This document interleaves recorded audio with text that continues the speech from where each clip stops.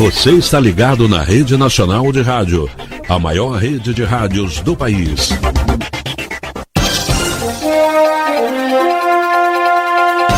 Começa agora o Boletim da Rede Nacional de Rádio. Diariamente a gente traz para você informações, notícias, a previsão do tempo e os principais destaques da presidência, dos ministérios e dos demais órgãos do governo federal. Boletim Rede Nacional de Rádio.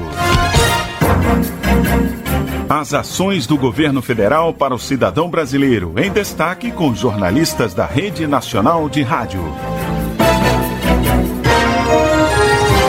Notícia em 2 minutos. Trabalhadores informais inscritos no Cadastro Único para Programas Sociais do Governo Federal, nascidos em outubro, podem sacar a partir desta quinta-feira, dia 16, a quinta parcela do Auxílio Emergencial 2021.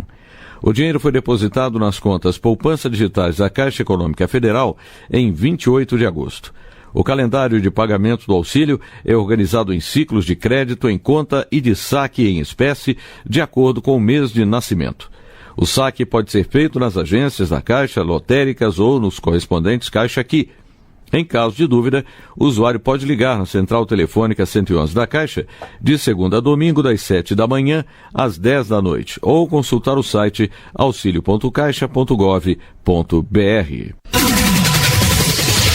Estados, municípios e o Distrito Federal já podem aderir ao ProJovem 2021, Programa Nacional de Inclusão de Jovens nas modalidades Urbano e Campo Saberes da Terra. Para este ano, o FNDE, Fundo Nacional de Desenvolvimento da Educação, está liberando os recursos remanescentes que sobraram de edições anteriores. Ao aderir, é preciso que as secretarias de educação dos estados ou municípios tenham um saldo remanescente do programa no valor superior a R$ 82.900 para a modalidade urbano e mais de R$ 87.000 para a modalidade campo. Cerca de 12 estados e o Distrito Federal apresentaram redução na despesa de pessoal em 2020, segundo a Secretaria do Tesouro Nacional. Ainda assim, o total desses gastos teve aumento de 3,4%, ou de quase 15 bilhões de reais de 2019 para 2020. De acordo com o órgão, apesar do aumento dos gastos com pessoal, houve uma redução no ritmo na comparação com o intervalo de 2018 para 2019, quando foi registrado um aumento de 5,2%. Da Rede Nacional de Rádio em Brasília, Gilson Santa Fé. É notícia em 2 minutos. Você, que fez o seu alistamento militar, o dever te chama. Chegou a hora de você se apresentar às Forças Armadas. É o momento da sua seleção.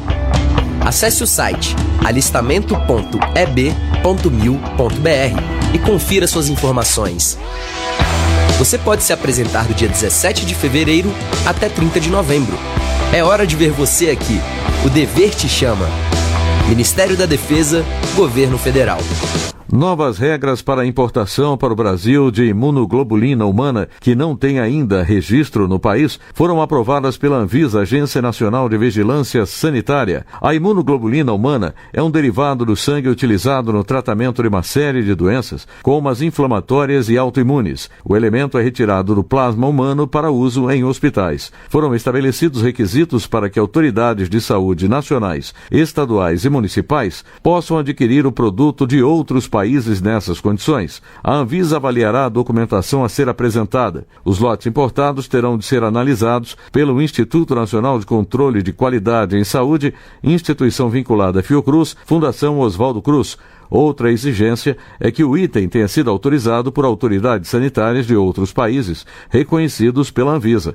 O fabricante deve garantir a qualidade, a segurança e eficácia, bem como a procedência do produto. Da Rede Nacional de Rádio em Brasília, Gilson Santa Fé.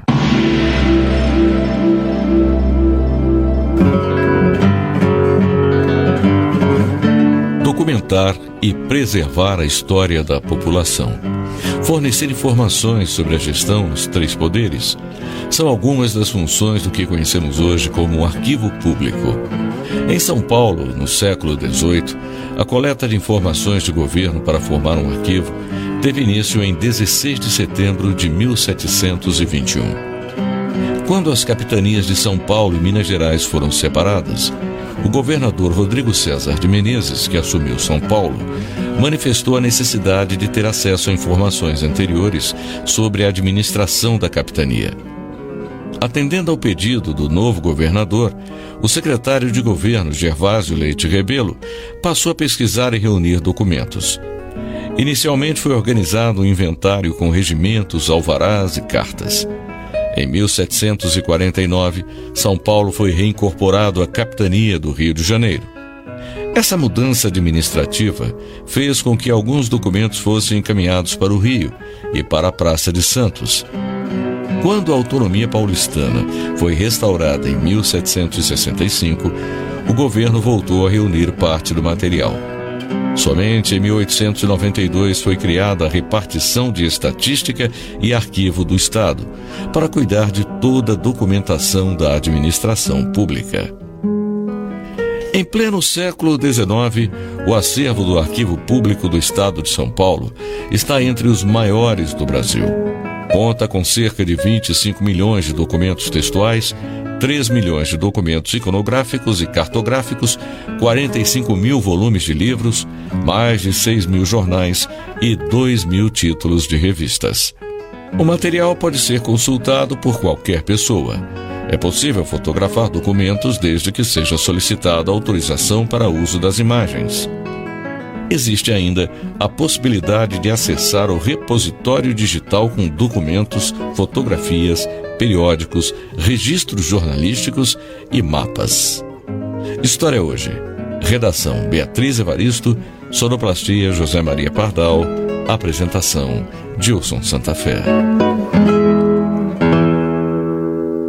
Cidadãos brasileiros pouparam 50 milhões de reais ao deixar de ir ao cartório ou a algum outro órgão público desde o começo do ano. Isso porque, em vez de papel, caneta e carimbo, usaram a assinatura digital e gratuita da plataforma gov.br. A utilização mensal do serviço cresceu 45 vezes nos últimos 8 meses. Em janeiro foram registradas 13.200 assinaturas e em agosto mais de 606 mil.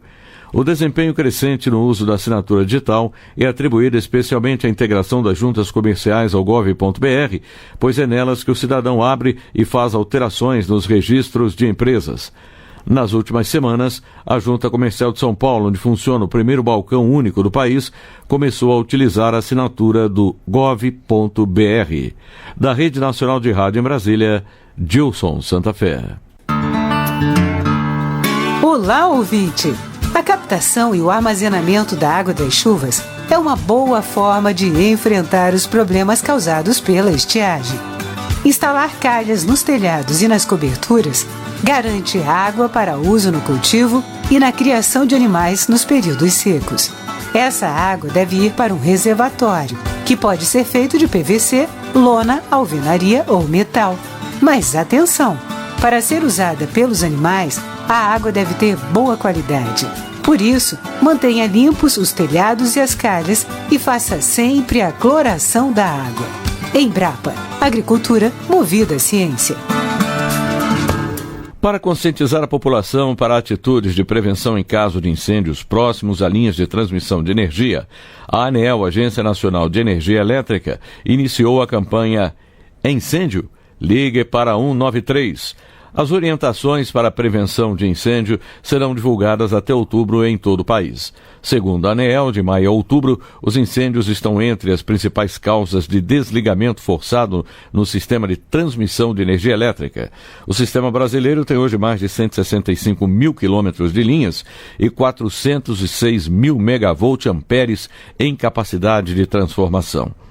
Os materiais de orientação da campanha estão disponíveis para divulgação voluntária em www.aneel.gov.br/campanha-incêndios-2021. O foco é direcionado às cidades pelas quais passam linhas com registro de alta incidência de desligamentos devido a incêndios. No endereço da campanha é possível fazer o acompanhamento das linhas mais atingidas, que é realizado pela ANEEL, com apoio do Instituto Nacional de Pesquisas Espaciais e do Operador Nacional do Sistema. Segundo o decreto de 1998, é proibido atear fogo em uma faixa de 15 metros dos limites de segurança das linhas de transmissão de energia e de 100 metros ao redor das subestações. Da Rede Nacional de Rádio em Brasília, Gilson Santa Fé.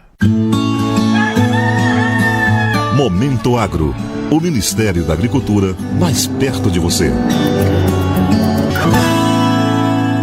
O Ministério da Agricultura, Pecuária e Abastecimento publicou no Diário Oficial da União desta quinta-feira as portarias 415 a 440 de zoneamento agrícola de risco climático, as ARC, para o cultivo de milho da primeira safra, consórcio milho com braquiária e algodão herbáceo. O ZARC foi aprovado para cultivo do milho de primeira safra em Alagoas, no Ceará, Paraíba, Pernambuco, Rio Grande do Norte, Sergipe, Amapá, Amazonas, Pará e Roraima. Cultivo do consórcio milho com braquiária de primeira safra em Alagoas, Ceará, Paraíba, Pernambuco, Rio Grande do Norte, Sergipe e Roraima. Cultivo do algodão herbáceo em Alagoas, no Ceará, Paraíba, Pernambuco, Rio Grande do Norte, Sergipe, Amapá, Pará e Roraima. O zoneamento tem o objetivo de reduzir os riscos relacionados aos problemas climáticos e permite ao produtor identificar a melhor época para plantar, levando em conta a região do país, a cultura e os diferentes tipos de solo. O modelo agrometeorológico considera elementos que influenciam diretamente no desenvolvimento da produção agrícola, como temperatura, chuvas, umidade relativa ao ar, água disponível nos solos, demanda de água nas culturas e elementos geográficos, como altitude, latitude e longitude. Os agricultores que seguem as recomendações do ZARC estão menos sujeitos aos riscos climáticos e ainda poderão ser beneficiados pelo Programa de Garantia da Atividade Agropecuária, o PROAGRO, e pelo Programa de Subvenção ao Prêmio do Seguro Rural, o PSR.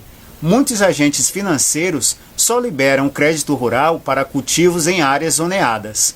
Produtores rurais e outros agentes do agronegócio podem acessar por meio de tablets e smartphones de forma mais prática as informações oficiais do ZARC, facilitando a orientação quanto aos programas de política agrícola do governo federal. O aplicativo móvel ZARC Plantio Certo, desenvolvido pela Embrapa Informática Agropecuária de Campinas, em São Paulo, está disponível nas lojas de aplicativos iOS e Android. Para o Momento Agro de Brasília, Sérgio Pastor. Momento Agro, o Ministério da Agricultura mais perto de você. Sabe quais são os professores que a gente nunca esquece? Aqueles que nos preparam para a vida, nos mostram caminhos e nos ensinam a encontrar nosso espaço. E para que você seja esse professor na vida de seus alunos, o governo federal, por meio do Ministério da Educação, está oferecendo formação gratuita em educação empreendedora. Consulte as opções disponíveis em gov.br/MEC. Ministério da Educação, Governo Federal, Pátria Amada Brasil. O Brasil será a sede da segunda edição dos Jogos Mundiais Escolares Sub-15, que serão disputados em 2023, no Rio de Janeiro. O anúncio foi feito nesta quarta-feira, dia 15, em Belgrado, durante a cerimônia de abertura da primeira edição do evento. A candidatura do Brasil foi apresentada oficialmente no dia 14 ao presidente da Federação Internacional do Desporto Escolar, Lohan Petrinca, pelo secretário especial do Esporte do Ministério da Cidadania, Marcelo Magalhães, que está na Sérvia acompanhado pelo secretário adjunto da pasta, André Alves. Os Jogos Mundiais Escolares de 2023 começam no dia 29 de outubro. Da Rede Nacional de Rádio em Brasília, Gilson Santa Fé. Olá, ouvinte! Em tempos de crise hídrica, economizar água na propriedade rural é uma necessidade e uma forma de responsabilidade ambiental. Utilizar hidrômetros é um modo mais simples e eficiente de medir o consumo da água em sua propriedade. Mas atenção, esses equipamentos precisam de manutenção e monitoramento constantes. Uma boa alternativa para economizar é a utilização de cisternas para a coleta da água da chuva.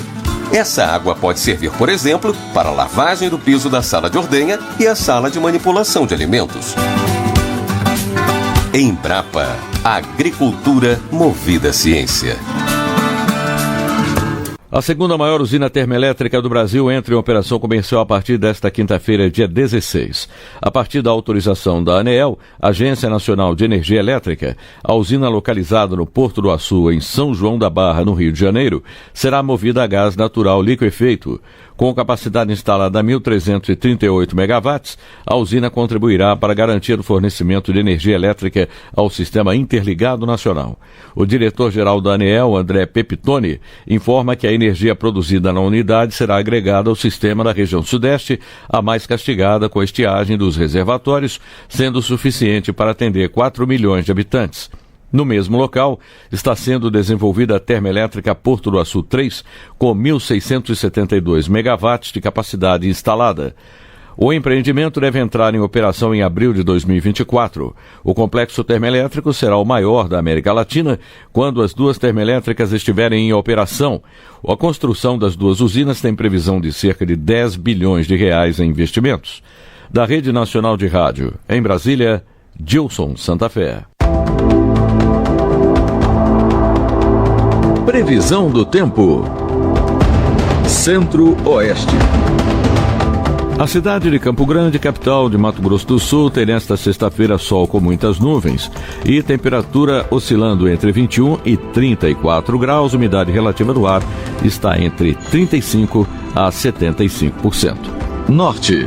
Porto Velho, em Rondônia, fica com pancadas de chuva e trovoadas isoladas, com temperatura variando entre 26 e 36 graus. A umidade relativa do ar é de 35% a 90%. Nordeste. Salvador, na Bahia, tem sol com muitas nuvens e temperatura em torno de 23 e 28 graus. Umidade relativa do ar registra entre 50% a 90%.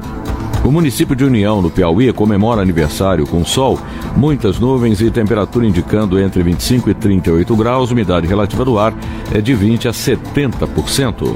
Sul. Florianópolis, em Santa Catarina, tem céu encoberto com pancadas de chuva e trovoadas e temperatura mínima de 14 e máxima de 20 graus. A umidade relativa do ar oscila entre 80% a 100%. A cidade de Alvorada, no Rio Grande do Sul, festeja aniversário com pancadas de chuva isoladas e temperatura marcando entre 14 e 20 graus. Umidade relativa do ar varia entre 80% a 95%. Sudeste. São Paulo, capital, fica nesta sexta-feira com possibilidade de chuva isolada e temperatura em torno de 17 e 33 graus. A umidade relativa do ar é de 20% a 80%. O município de Morada Nova de Minas, em Minas Gerais, está aniversariando com sol, poucas nuvens, os termômetros marcando mínima de 17 e máxima de 31 graus. Umidade relativa do ar está entre 30% a 75%. Com informações do IMET, Instituto Nacional de Meteorologia, da Rede Nacional de Rádio em Brasília, Gilson Santa Fé. Previsão do tempo na Rede Nacional de Rádio.